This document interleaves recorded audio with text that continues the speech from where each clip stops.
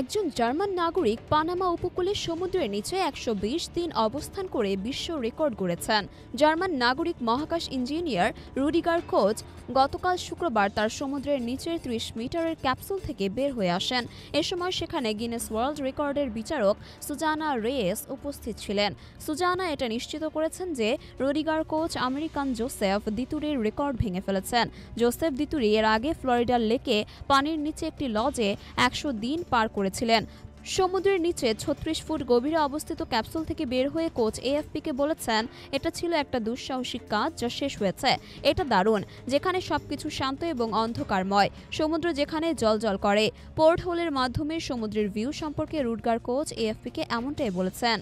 Coach বলেন, এই অভিজ্ঞতার বর্ণনা দেওয়া অসম্ভব, আপনাকে নিজ থেকে এই অভিজ্ঞতা অর্জন করতে হবে।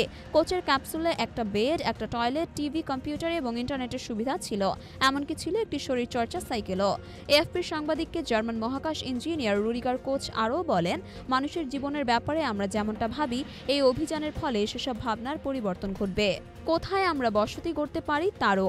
আমার এই অভিযান এটা প্রমাণ করেছে যে সমুদ্রগুলোর পরিবেশ মানব সভ্যতার বর্ধিতকরণে যথার্থ।